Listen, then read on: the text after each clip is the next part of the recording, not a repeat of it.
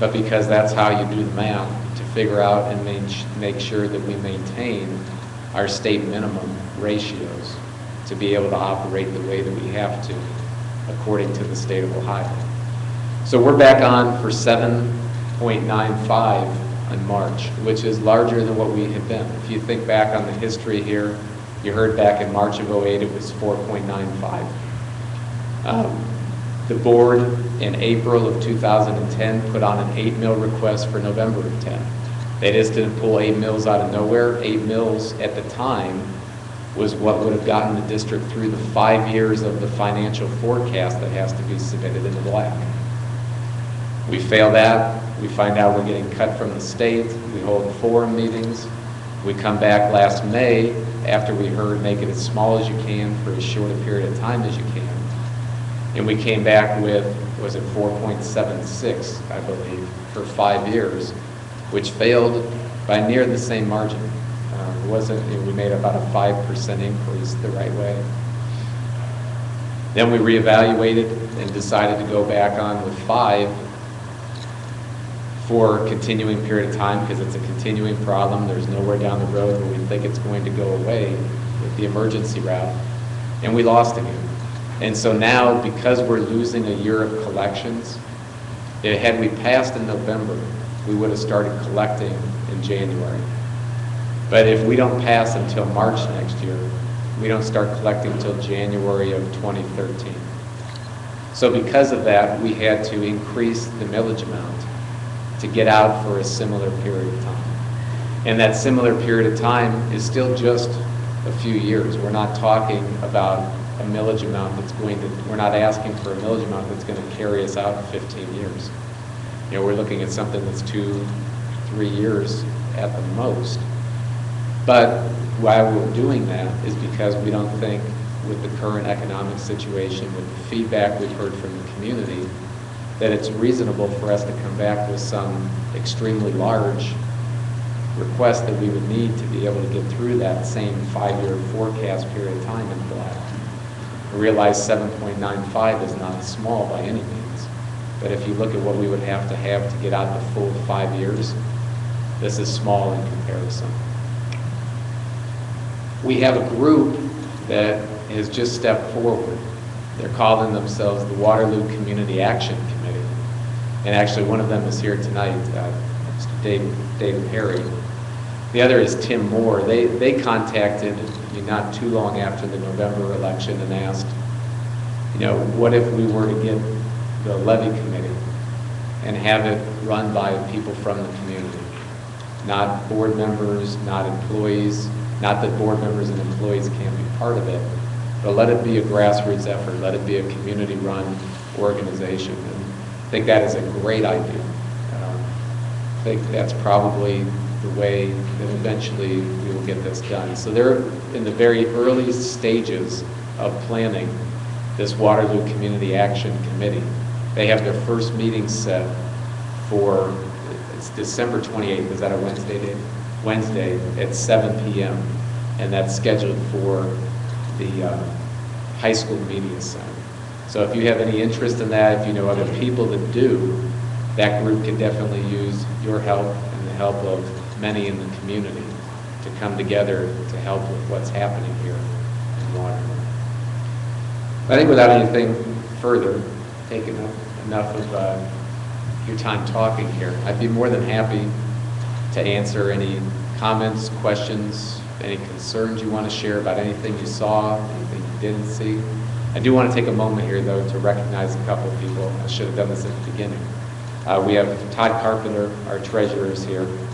We have our board president, Lisa Gump, and one of our board members to be here in a few short weeks, Steve Jones. So welcome them and thank them for joining us this evening. So are there any questions, comments, concerns? I'm going to repeat the question just so that it can be heard.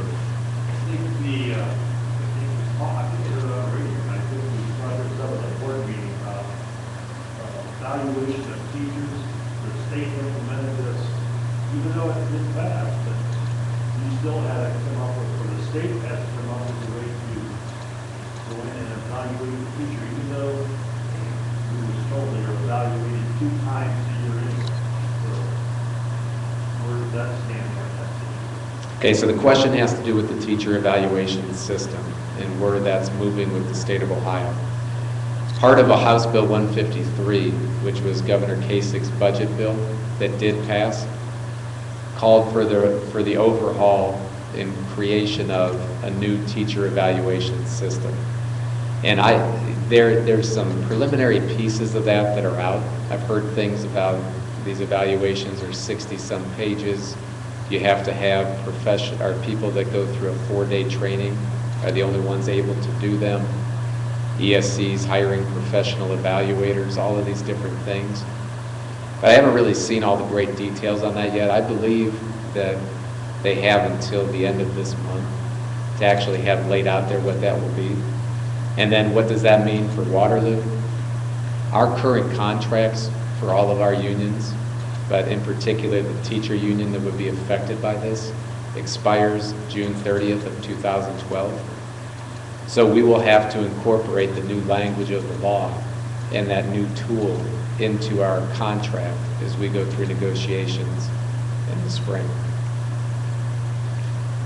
But I don't know, I haven't seen it, so I don't know if the 60-some page thing is really true or not, you know? They said 50% of your evaluation is based on test scores. Yeah, that much is true. 50% of the evaluation is based on student test scores or student growth. The other 50% is left locally, but they have some different areas that those categories fall within. And it is true that you have to evaluate everybody 2 times a year, unless, and I forget the designations, but there's 4 category designations that you can be when you get evaluated. And if you're the highest designation, and I think it's not a contract year, you only have to be evaluated 1 time. Everybody else has to be 2 times in a year. I have a couple questions. Sure. First one's simple. The house you're talking about. Yes. Security. I know there was another shooting in one of the schools outside of Ohio recently, and I've seen on the news that some of the local schools around here were identifying the classrooms now with the numbers on the outside of each classroom. You guys looking at that also? No, I will write that down, and we will look into that to see if that's something that the law enforcement.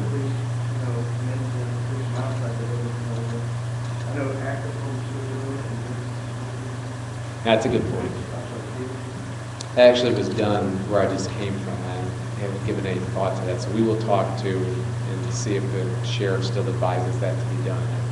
And we. The second thing is the levy. I know you guys, 7.95 million there targeted. Is that a 5-year deal? Or is that and can it only help us through the next 2 or 3 years? So the question is about the millage amount that's on for March. It's 7.95, and it's continuing. Continuing means it lasts forever. How far out does that get us? I don't have those actual projections here. It's either 2 or 3. Yeah, we're hoping 2015 it'll get us through, which is not that far away. What we can say about that is this. When they passed the last operating levy in '95, that was expected to last for 3 to 5 years, and they made it last 16. So our hope is that even though it looks bleak right now, you know, when you think about it only lasting a couple of years, our hope is that through maybe something at the state level, although we won't be optimistic about that, but some of this local initiative stuff we have, trying to get these kids back, some of these other things that are happening, that we can take and stretch that money to last a lot longer. But when you strictly look at the projections, it's through 2015. Who's not voting for it? We voted on it, is it the elderly or is it parents? Okay, so the question is who's not voting for it, and I think the easy answer is we wish we knew. what we can tell you is this. We've tried to look at, we can get data from the Board of Elections once they certify everything. So last spring, after we lost in May, and we were kind of sitting around scratching our heads with what to recommend to the board next, we went ahead and got that data, and we took a look at November and April, or November and May, so November of 10, May of 11, to see what that actually showed. Because we were hearing one of the comments that you had just said, that it's the people on fixed incomes, the senior citizens, who are the ones shooting it down.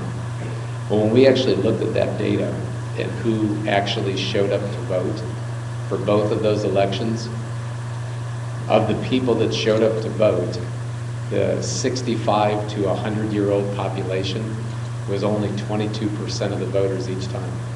So we made some assumptions that that population are probably the ones on these fixed incomes, probably ones that are retired. There's probably some, anomalies to that of younger people that would fall into that, and maybe some of those people in that category wouldn't fall into it. On the other end, 18 to 30, I think equated for 7% both times.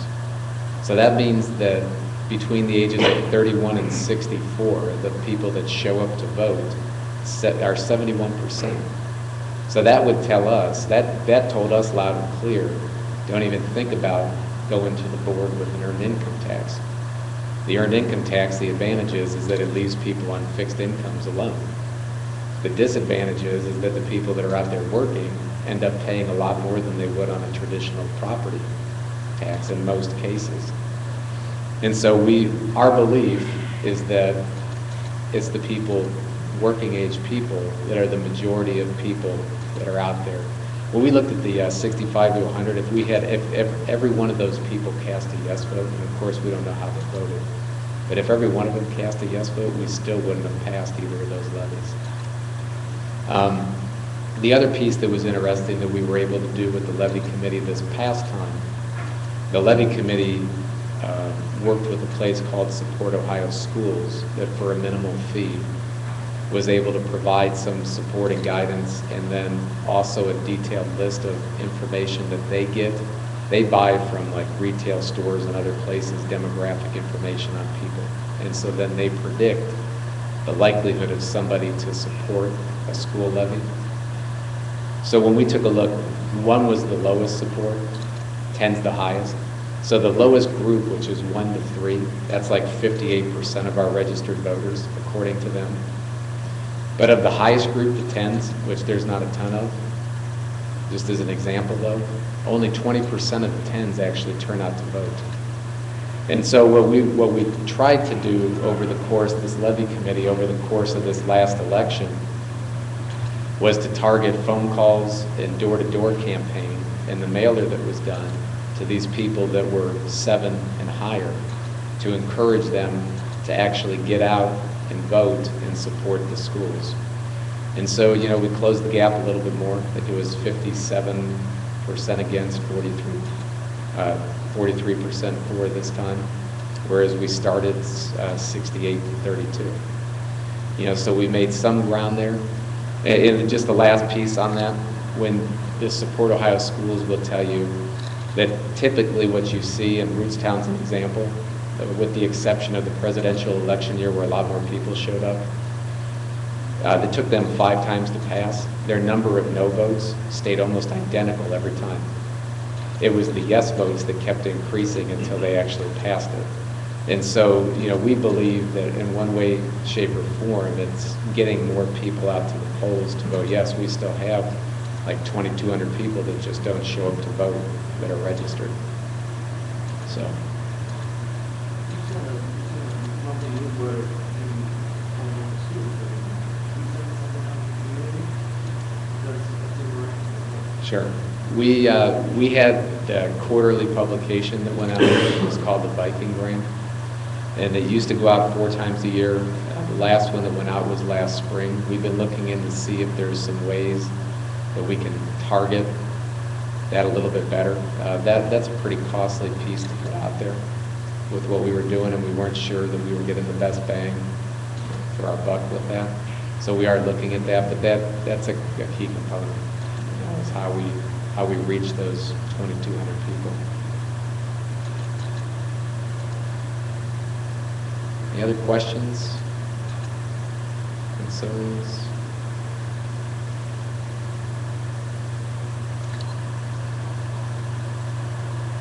All right, well, we'll go ahead and end this. I'll turn this off. We'll stick around here for a few minutes in case you have anything that you want to talk about. I appreciate your time tonight. Thank you for showing up and hearing what's going on here.